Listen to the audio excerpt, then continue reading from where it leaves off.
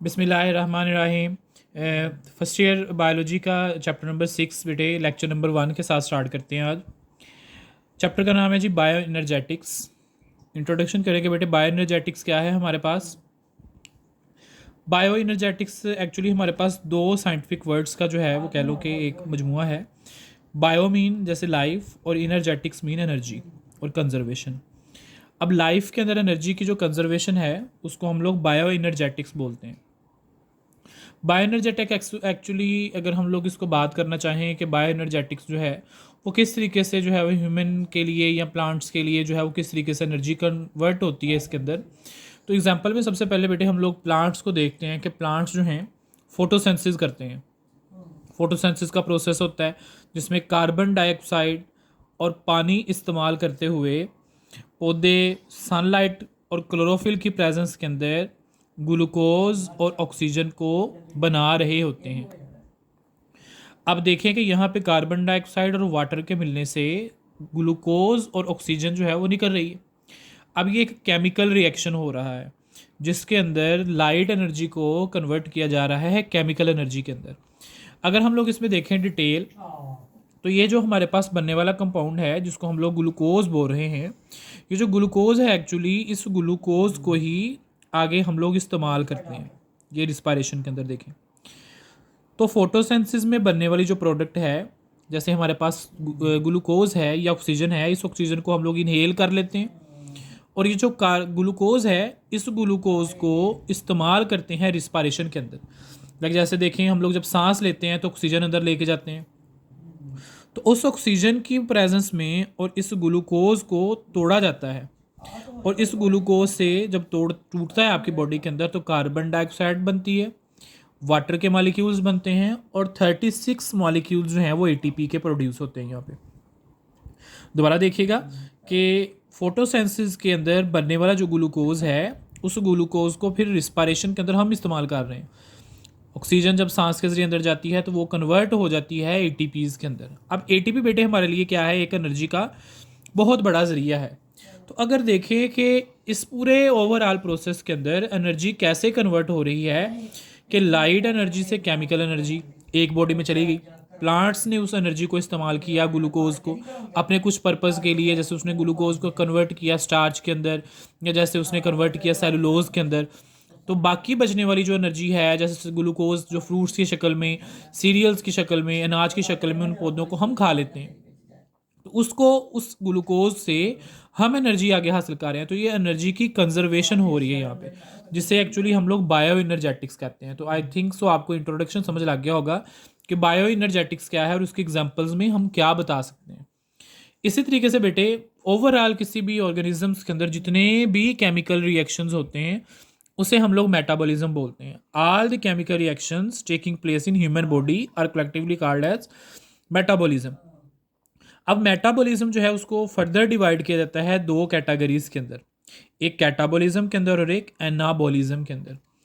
अब कैटाबॉलिज्म के अंदर किसी भी बॉडी के अंदर जो बड़े मॉलिक्यूल्स होते हैं सम टाइम वाटर की प्रेजेंस के अंदर उनको तोड़ा जाता है। जैसे कैटाबॉलिज्म, वर्ड कैटा कट से निकला है, ये लिखा होगा कट से निकला है, जिसका मतलब ये है कि बड़े मॉलिक्यूल्स को तोड़ के छोटे मॉलिक्यूल्स के अंदर ये देखे कन्वर्ट किया जा रहा है और साथ में हमारे पास जो है वो एनर्जी रिलीज की जा रही है। इस प्रोसेस को हम लोग कैटाबॉलिज्म बोलते हैं। और इसी तरीके से हमारे पास एनाबॉलिज्म। एनाबॉलिज्म बेटे हमारे पास का मतलब है, एनाबॉलिज्म मींस असेंबल करना, किस चीज़ को बना लेना। जैसे इसमें छोटे छोटे मॉलिक्यूल्स को जोड़ के हम लोग बड़े मॉलिक्यूल्स की तरफ जाते हैं, तो बड़े मॉलिक्यूल्स बनाए जाते हैं, असेंबल किए जाते हैं, जिसे एनाबॉलिज्म बोला जा रहा है। एग्जांपल्स क्या होंगी, एटीपी, NADH, NADPH, FADH2 या इस तरह की कोई जो हमारे पास चीज़ें हैं। तो ये एग्जांपल्स हैं बेटे हमारे पास एनाबॉलिज्म के। इनको फर्दर हम लोग इस चैप्टर के अंदर डिटेल नेक्स्ट चैप्टर्स के अंदर डिस्कस करने वाले हैं कि ये क्या है। तो मेटाबॉलिज्म की दो टाइप्स, कैटाबॉलिज्म और एनाबॉलिज्म। जैसे आप यहाँ पे ही देखें तो फोटोसिंथेसिस के अंदर यहाँ पे हम लोगों ने इस ग्लूकोज एक बड़ा मॉलिक्यूल है, इस ग्लूकोज को तोड़ा जा रहा है, एटीपी बनाई जा रही है। अब ये बड़े मॉलिक्यूल को तोड़ के छोटे मॉलिक्यूल्स के अंदर कन्वर्ट किया जा रहा है। तो एक्चुअली ये हमारे पास क्या हो रही है, कैटाबॉलिज्म हो रही है। अगर इसी एटीपी को यूज़ किया जा रहा है बॉडी के किसी फंक्शंस के अंदर तो वो हमारे पास एनाबॉलिज्म की एग्जाम्पल हो जाएंगी। अब हम लोग बेटे आज इस टॉपिक के अंदर एटीपी को डिटेल्ड देखेंगे कि एटीपी जो एनर्जी करेंसी एक्चुअली हमारी बॉडी की ये क्या होती है। एटीपी के स्ट्रक्चर के अंदर हम लोग देखते हैं तो ये एटीपी का बेटे आपके पास स्ट्रक्चर सामने बना हुआ है। एटीपी एक एनर्जी करेंसी है। अब एटीपी हमारी बॉडी के अंदर कैसे बनती है, ये प्लांट्स में कैसे आती है, फिर उससे हमारी बॉडी में कैसे आती है, ग्लूकोज कैसे कन्वर्ट होता है एटीपी के अंदर, ये डिटेल्ड आगे लेक्चर्स आएंगे जिसमें हम लोग इसकी पढ़ेंगे कि एटीपी बनता कैसे है। अभी सिर्फ उसके जर्नल स्ट्रक्चर की तरफ देखते हैं कि एक्चुअली एटीपी है क्या। एटीपी एक्चुअली हमारे पास एक एनर्जी करेंसी है। जैसे मैंने भी पीछे आप लोगों को बताया कि जब हम रिस्पायरेशन करते हैं तो रिस्पायरेशन के दौरान जो है वो ग्लूकोज के टूटने से 36 मॉलिक्यूल्स एटीपी के हमारे पास बन रहे हैं। इसी तरीके से जो एटीपी है वो किस तरह की है। एटीपी बेटे हमारे पास जो है वो 3 सब यूनिट से मिलकर बनी है। इसमें सेंटर में हमारे पास जो है वो राइबोज शुगर मौजूद होती है और नाइट्रोजनस बेस इसमें हमारे पास एडेनिन है और 3 इसमें फास्फेट के मॉलिक्यूल जो है वो हमारे पास ऐड होते हैं। अब एटीपी जो है ये एक बड़ी एनर्जी है। बाज़ औक़ात हमारा जिस्म इस एटीपी को यूज़ कर लेता है, लेकिन सम टाइम हमें बेटे इस एटीपी को भी तोड़ना पड़ता है ताकि एनर्जी रिलीज़ हो, आपकी बॉडी के अंदर एनर्जी बन सके। अगर एक एटीपी का मॉलिक्यूल है जैसे देखें तो इसको तोड़ा जा रहा है एटीपी को, तो इस एटीपी को वाटर की प्रेजेंस के अंदर जब ब्रेक किया जाता है तो ये एडीपी में कन्वर्ट हो जाती है। एडिनोसिन ट्राईफास्फेट कन्वर्ट हो गया एडिनोसिन डाईफास्फेट के अंदर, क्योंकि इसमें से एक फास्फेट का मॉलिक्यूल जो है वो क्या है, निकल रहा है इसमें अंदर से।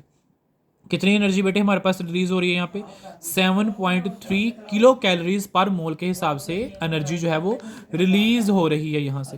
तो यहाँ पे हमारे पास इतनी एनर्जी जो है इसमें से रिलीज होती है। इसी तरीके से बाज़ औक़ात जिसम इस एडीपी को भी यूज़ नहीं कर सकता, इसको फर्दर रिड्यूस करना पड़ता है, तोड़ना पड़ता है।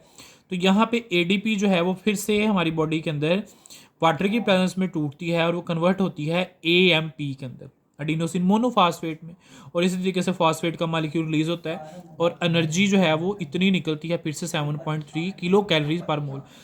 जैसे ही बेटे ये फास्फेट मॉलिक्यूल जो है ये टूटेगा, क्योंकि हाई एनर्जी बॉन्ड्स होते हैं, जब ये ब्रेक करते हैं तो इनकी ब्रेक डाउन से बहुत बड़ी मकदार में हमारे पास जो है वो एनर्जी रिलीज होती है। तो ये इस तरीके से एटीपी जो है वो आपकी बॉडी के अंदर एनर्जी करेंसी का एक बहुत बड़ा क्या है, ज़रिया है।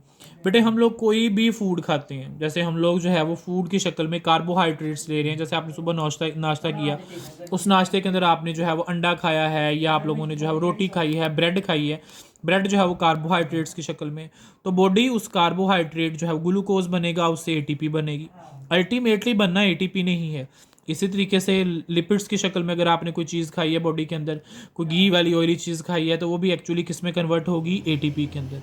इसी तरीके से बेटे जो प्रोटीन्स हैं हमारे पास, जो भी प्रोटीन्स आप लोग लेते हो जैसे अंडे की शक्ल में, गोश्त शक्ल में, तो वो भी प्रोटीन्स जो हैं एटीपी के अंदर कन्वर्ट होती हैं। वही एटीपी देन आपकी बॉडी के अंदर एनर्जी करेंसी का एक ज़रिया है और एनर्जी जो है वो बन रही है और एनर्जी इस तरीके से आपकी बॉडी के अंदर एक्सलरेट कर रही है एटीपी की शक्ल के अंदर।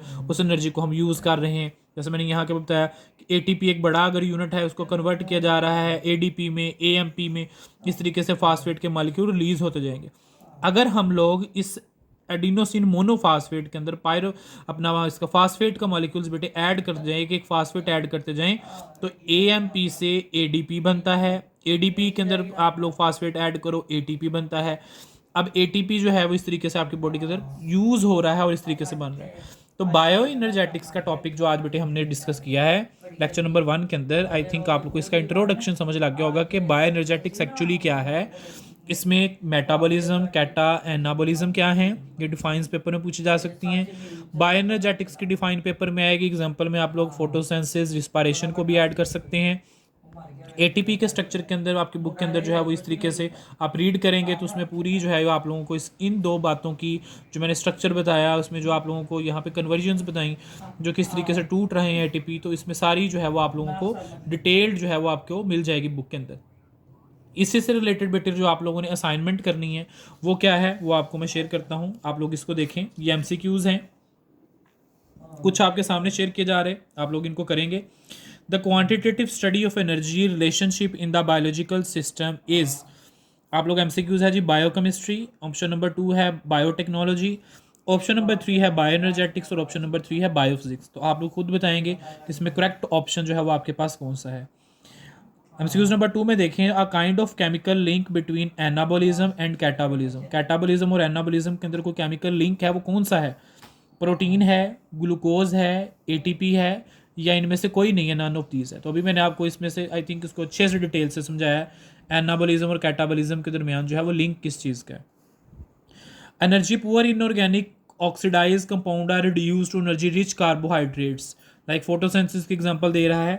तो ये क्या है, इस ड्यूरिंग कहाँ पे हो रहा है, for the chloroplast to process dash is undergoing. तो ये कौन सा प्रोसेस है जी, हमारे पास रिस्पायरेशन है, फोटोसिंथेसिस है, ग्रोथ एंड डेवलपमेंट है, या बायोएनर्जेटिक्स है। तो आप लोग इसको देखेंगे कि इसमें कौन सा ऑप्शन जो है वो करेक्ट है, तो आप लोग उसको बताएंगे। असाइनमेंट आप लोगों ने इस लेक्चर के साथ जो है वो देखनी है, लाजमी करनी है। ये आपके जो है वो छुट्टियों के काम का हिस्सा है, इस असाइनमेंट को साथ ऐड करिएगा। ओके बच्चों, मिलते हैं नेक्स्ट लेक्चर के अंदर। अल्लाह हाफिज़।